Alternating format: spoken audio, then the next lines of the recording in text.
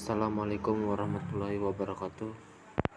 Saya dari kelas ekonomi ISBD dengan nama Muhammad Resdianto Suryaputra, NIM A1A020160. Paragraf yang baik ialah paragraf yang kesatuan paragraf, kedua kepaduan paragraf, ketiga kelengkapan dan ketuntasan, keempat keruntutan, kelima konsistensi. Kesatuan paragraf. Kesatuan paragraf yang dimaksud dengan kesatuan adalah suatu paragraf harus memiliki satu kesatuan gagasan utama beserta dengan gagasan-gagasan penjelas lainnya. Gagasan-gagasan tersebut dikembangkan dengan saling menghubungkan satu sama lain dengan satu kesatuan yang utuh sehingga tidak menyebabkan kalimat sumbang di dalam paragraf. Sebuah paragraf harus memiliki kesatuan. Sebuah paragraf dikatakan memiliki kesatuan jika semua kalimat pendukung yang hanya mendukung satu gagasan tunggal. Jika ada kalimat pendukung yang tidak berkaitan dengan topik, maka kalimat itu disebut kalimat sumbang dan paragraf tidak memiliki kesatuan. Yang dimaksud kesatuan adalah tiap paragraf yang mengandung satu pokok pikiran yang diwujudkan dalam kalimat utama. Kalimat utama diletakkan di awal paragraf, biasa kita sebut dengan paragraf deduktif, sedangkan kalimat utama yang diletakkan di akhir paragraf biasa kita sebut dengan paragraf induktif. Paragraf terdiri suatu kalimat, namun kalimat tersebut mengandung keterkaitan satu dengan yang lain. Yang pertama, mengekspresikan gagasan yang tertulis dengan memberikan bentuk suatu pikiran dan juga perasaan ke dalam serangkaian kalimat yang tersusun secara logis dalam suatu kesatuan. Yang kedua, untuk menandai peralihan gagasan baru bagi karangan yang terdiri beberapa paragraf. Ganti paragraf berarti ganti pikiran juga. Contoh kalimat tanpa kesatuan paragraf. Mbah Marto tidak tahu banyak tentang desa kelahirannya. Ia tidak tahu menahu mengapa desanya dinamai Desa Kedunggalar.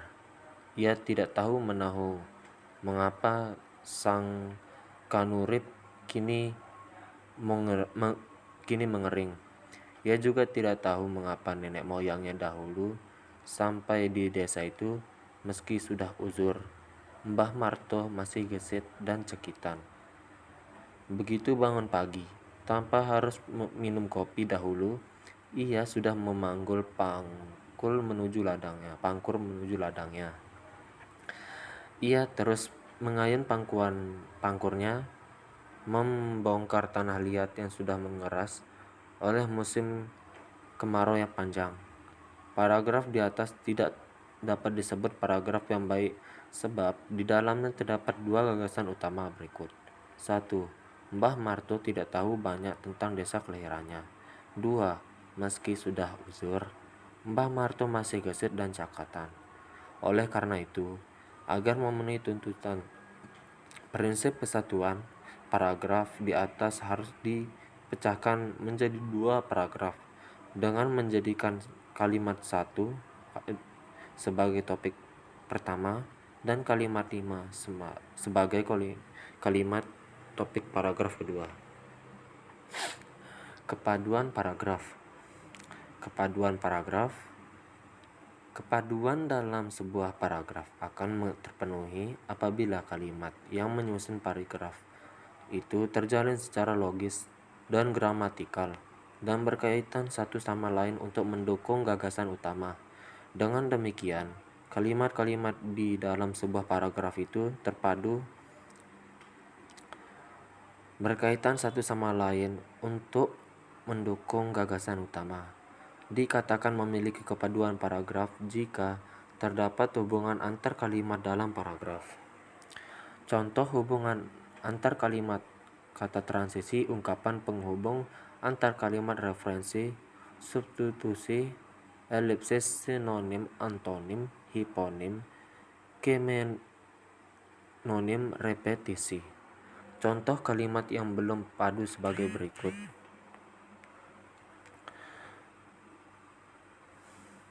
1. Pak Harun tetangga Pak Mardi yang dahulu tinggal sekampung, mereka duduk di serambi depan.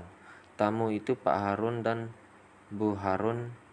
Sore ini di rumah Pak Mardi kedatangan tamu. Contoh-contoh kalimat tadi akan menjadi paragraf yang padu bila disusun sebagai berikut. Pak Harun, tetangga Pak Mardi yang dulu tinggal sekampung. 2. Mereka duduk di serambi depan. 3. Tamu itu Pak Harun dan Bu Harun. 4. Sore hari ini di rumah Pak Mardi kedatangan tamu. Paragraf yang baik harus memperlihatkan hubungan antar kalimat yang erat. Paragraf yang dibangun dari kalimat yang loncat-loncat berarti paragraf tersebut tidak koheren atau tidak padu. Apabila tidak ada kepaduan koherensi, loncatan-loncatan pikiran, urutan waktu, dan fakta yang tidak teratur akan terjadi sehingga menyimpang dari kalimat topik. Kelengkapan dan ketuntasan. Kelengkapan dan ketuntasan merupakan salah satu paragraf yang baik. Gagasan utama dalam paragraf harus dikembangkan sesuai dengan informasi yang diperlukan dan dituntut oleh gagasan utama. Dengan begitu, pembaca akan memperoleh informasi secara utuh. Ketuntasan dapat dimaknai ke dalam pembahasan, yakni semakin konkret penggambaran suatu objek akan semakin jelas informasi yang disampaikan. Dilakukan klasifikasi, yaitu pengelompokan objek secara lengkap dan menyeluruh. Ketuntasan klasifikasi tidak memungkinkan adanya bagian yang tidak masuk kelompok klasifikasi. Contoh kalimat kelengkapan dan ketuntasan. Terdapat beberapa faktor yang menyebabkan keluarga sebagai organisasi sosial terkecil di dalam sebuah masyarakat memiliki peran cukup penting. 1. Keluarga dibentuk untuk meneruskan garis keturunan sebagai salah satu kebutuhan hakiki manusia. 2. Setiap anggota dalam keluarga bisa belajar untuk menjalankan tanggung jawab masing-masing guna menciptakan keluarga yang harmonis. 3. Hubungan harmonis antara satu keluarga dan keluarga-keluarga lain akan menciptakan kedamaian dalam masyarakat. 4. Keluarga berperan menyosialisasikan pengetahuan tentang budaya tradisional, keyakinan atau agama, dan pentingnya pendidikan kepada anak-anak sebagai penerus. Keruntutan. Urutan penyajian informasi dalam paragraf yang baik mengikuti tata urutan tertentu. Ada beberapa model urutan penyajian informasi dalam paragraf, seperti urutan tempat, urutan waktu, urutan khusus umum, urutan tingkat, urutan apresiatif, urutan sebab akibat, dan urutan tanya jawab. Tiap model itu mempunyai karakteristik yang berbeda-beda. Untuk model urutan tempat, misalnya, penyajian informasi tentang objek hendaknya disampaikan secara horizontal, dari kiri ke kanan atau sebaliknya, atau secara vertikal, dari bawah ke atas atau sebaliknya.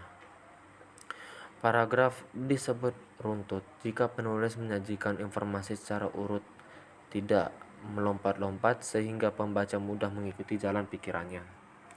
Contoh kalimat keruntutan. Raden Ajeng Kartini lahir pada 21 April 1879 di kota Jepara, Jawa Tengah. Ia merupakan anak salah seorang bangsawan yang masih sangat taat pada adat istiadat. Setelah lulus dari sekolah dasar, ia tidak diperbolehkan melanjutkan sekolah tingkat yang lebih tinggi oleh orang tuanya. Ia dipungut sambil menunggu waktu untuk dinikahkan. Kartini kecil sangat sedih dengan hal tersebut. Ia ingin menentang tetapi tidak berani karena takut dianggap sebagai anak durhaka. Untuk menghilangkan kesedihannya, ia mengumpulkan buku-buku pelajaran dan buku-buku ilmu pengetahuan, kemudian membacanya di taman rumah dengan ditemani Simbo pembantunya. Akhirnya membaca menjadi kegemarannya. Tiada hari ia lalui tanpa membaca. Konsistensi. Sudut pandang adalah suatu teknik yang digunakan pengarang dalam menampilkan pelaku dalam ceritanya. Ada 3 macam sudut pandang, yaitu sudut pandang orang pertama, orang kedua, dan orang ketiga. Agar sebuah paragraf dapat dipahami, penulis harus konsisten menggunakan sudut pandang orang tertentu dalam menulis sebuah paragraf. Konsistensi sudut pandang merupakan syarat terbentuknya sebuah paragraf yang baik. Contoh kalimat konsistensi. Seperti kita ketahui bersama, tidak mudah mengendalikan anak laki-laki kita yang sedang pubertas. Ulahnya bermacam-macam, seringkali sangat menjengkelkan. Sebagai orang tua, Anda mungkin memiliki pengalaman yang menarik untuk menangani masalah itu.